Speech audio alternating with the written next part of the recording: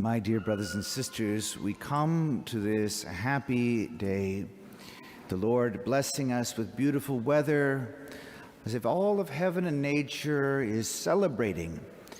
Because in this mystery of the Holy Eucharist, God's love is present here in our midst, not to be admired, but to be given to us. And so how beautiful that on this day we have a First Holy Communion, and we've also invited our students who have made their First Holy Communion earlier this year to be special, accompanying Jesus in the Eucharistic procession that we'll have at the end of this Mass. Today marks the beginning of the parish phase of the National Eucharistic Revival. Now, anytime that we talk about a revival, it sounds exciting, but it infallibly tells us something else. Something's gone wrong that needs reviving. If something is alert, if something is vibrant, we don't speak of reviving it. It's only when something's sleepy, lethargic, careless, negligent, only then do we speak of needing revival. Or, if we look at the Latin roots of the word, it means to give life again, which means something's been dead and needs resurrection. What is it that our bishops have asked us to revive? It's our appreciation in the gift of Jesus in the Holy Eucharist. Far too many people, even ones who come to Mass every Sunday, do so with a sense merely of obligation, that somehow Jesus is a burden. I've got to go to Mass. But Jesus doesn't want to be a burden to us. Jesus is the one who said, "Come to me, you who are weary and overburdened, and I will give you rest." He wants to lift our burdens, not add to them. Jesus wants to give us refreshment, peace, and love.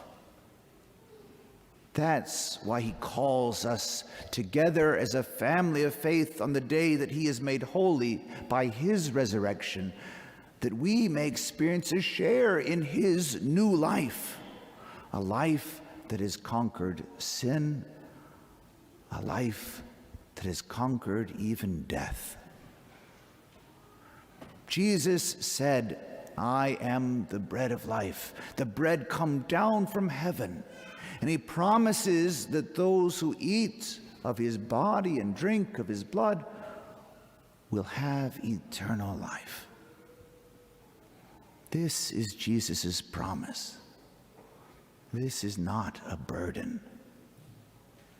Our school children go to Mass every day, and I ask them, "Children, do you have to go to Mass?" And they say, "No, I get to go to Mass." It is a privilege, my dear brothers and sisters, to come to receive Jesus in Holy Communion. A privilege that heaven and earth meet here. And we are given a gift, unlike any other gift. Every good thing that you and I ever experience in life is a gift from God. But here it is the gift of God himself. He gives us himself because he loves us so much. Now, normally you have a tree and then you get fruit from the tree. But Jesus at the Last Supper said, "This is my body, this is my blood," taking the bread and wine. And that bread and wine become his body and blood is the fruit of what came next, the tree of the cross. He laid down his life for us in his passion, He gave his body and shed his blood on the cross, and we have the fruit of that love in the Holy Eucharist. My dear brothers and sisters, if the heavens were to open and rays of glory were to shine, and we saw Jesus coming down with the angels, we would fall flat on our faces in worship. But this is Jesus. But he comes to us in his usual mode of humility. Just like he came as a little babe in a manger, in a stable, in an insignificant town, in an outlying province of the Roman Empire. So he comes to us now, not in a way to dazzle and overpower us, but humbly, under the appearance of bread and wine. Food. He comes to us as food, to remind us that our hearts have a deep hunger, and we cannot live without him. We cannot flourish without him. He gives us himself that we might share in his abundant life. I remember many years ago in a previous assignment, a mother came to me at the beginning of, what do you call it up here? Hockey season? It's a foreign concept to Texans. And hockey season up here, I can't tell when it begins. It seems to go on from January to December. But she came and she said her son was a very good high school hockey player, and she was attentive enough to the sacramental life of the church that she said, you know, it's going to be so crazy for him amidst all of his schoolwork and all of these practices and things like this. And so often they have to have practice or a game on Sunday morning because that's when the ice rink is available. So she said, I'd like to seek a dispensation. She was asking for a special permission that her son would be freed from the obligation to attend Mass because of all of his other demands. And I admired her for having come and asked for that permission, but I told her I could never grant it. I asked her, I said, what time are the games? What times? Well, they're early in the morning. I said, okay, well, we've got Masses over in St. Paul. There's a Sunday Mass at 6 a.m. And we've got Masses as late as 9 p.m. We've got Masses on Saturday evening. He has games and practices at all of those times? Well, no. But he has to do his homework too, and he has other things to do.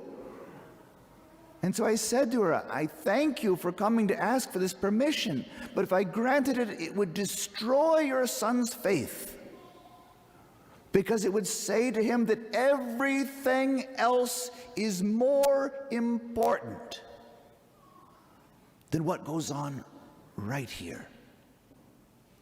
That everything else, sports and academics and family and friends and work, all of it is more important than the gift of Jesus himself.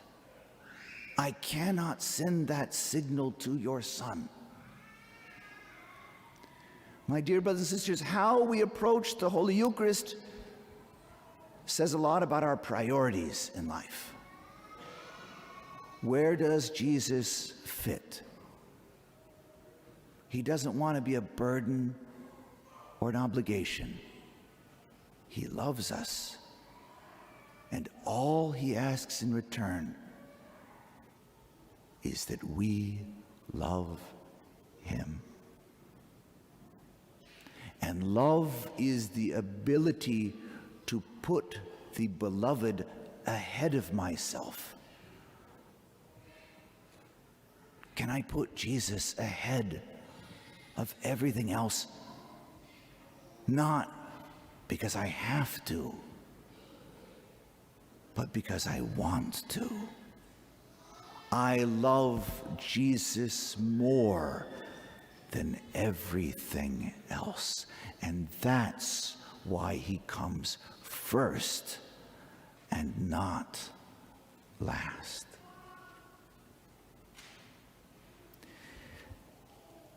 This Eucharistic revival asks of us more than an intellectual assent to the truth of the dogma of the Holy Eucharist, Jesus' body and blood, soul and divinity really present under the appearance of bread and wine. It asks of something more, a conversion of heart. So I'm going to make two invitations to you. First invitation. Yes, there is a church law that says we have to go to Mass on Sunday. So I invite you, pick another day of the week and come a second time, not because there's any law, but it's a gift of love. Jesus, I'm doing this not because I'm under any obligation. I want to give you my time. I want to make space for your love in my life. You say, I'm not sure that I could do that. Okay. There are Masses at 6:15, 8, 9, 11:25, and 5:30 within a 5-minute drive of here. But if none of those work, there's YouTube. There are now digital Masses every day that you could watch from home and make a spiritual act of communion at any time. And daily Mass is only half an hour usually. Can I say at least one time during the week, I want to make contact with Jesus' love in the Holy Eucharist as something extra, as a gift, as an act of love? First invitation. But maybe none of that works for you, so here's a second invitation. We have a Eucharistic Adoration Chapel that is open 24/7. What are you doing at 2 a.m. on Thursday morning? Jesus is here. Whatever time of day, whatever day of the week, Jesus awaits your visit. Maybe this is the year that you commit to a weekly hour of Eucharistic adoration. I don't know how to do that. It's easy. Spend time with the one you love and who loves you. It's that easy. There in the Adoration Chapel, we come in a place of silence. Here at Mass, we're standing, we're kneeling, we're sitting, we're singing, and then we're out. But there, everything quiets, and I can quiet my heart and just be in His presence. I can listen to Him speak of His love for me. I can listen to Him comfort me amidst the struggles of my life. I can tell Him how I'm doing, what's on my mind, and I can lift up to Him the needs that I have. Dear Jesus, I need healing. Dear Jesus, I need peace. Dear Jesus, I need reconciliation with loved ones. Dear Jesus, I need wisdom for decisions. Dear Jesus, I need a grateful heart to thank you for all the blessings that I have. Dear Jesus, don't forget Aunt Edna who has cancer. Dear Jesus, Cousin Sammy just lost his job. Dear Jesus, the poor people in Ukraine are suffering. Bring peace to the world.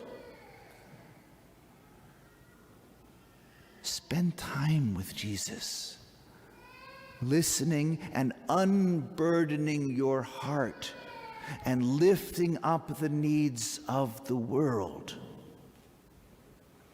I'm going to make you a wager. If you commit to 1 hour of Eucharistic adoration a week from now until next Corpus Christi, And at that time, you come to me and say, Father Joseph, my life is no different than it was last year. I will give you $100. Not out of the church bank account, out of my bank account. I will give you $100 if you tell me that your life isn't changed by spending 1 hour with our Lord in the Eucharist every week in our chapel in quiet. Jesus wants to rock our world. But it starts with us making time for him. Now, maybe you're not quite ready for that every week commitment. Well, there's this wonderful technology. And our Adoration Chapel now has a software where you can go and sign up just to be a substitute. You can even tell what days or times of days that you even want to be told if there's an opening. And so then, you've made no commitments. It's just when someone needs a substitute, you'll get an email, and then you decide, can I do this or not? Let yourself be tempted by signing up to be a substitute. Jesus wants to pour his love into your heart. My brothers and sisters, the word Eucharist means thanksgiving. It should be gratitude that moves us to come here into his presence. There are many people around the world that don't have this opportunity. I think of the poor Catholics of Nicaragua, where the former communists are repressing the church, arresting bishops and priests, closing church institutions, expelling missionaries. I think of the poor Catholics of Nigeria, where priests are kidnapped, where bombs are thrown into churches on Sunday mornings, where entire villages of Christians are massacred by the Muslims. I think of the Christians of India, and the Christians of Iraq and Syria, where terrorism and threats are daily. We are free. This is a privilege. Let's be grateful for Jesus' presence and grateful for the freedom we have to come and be with him. Let's revive our faith in his presence.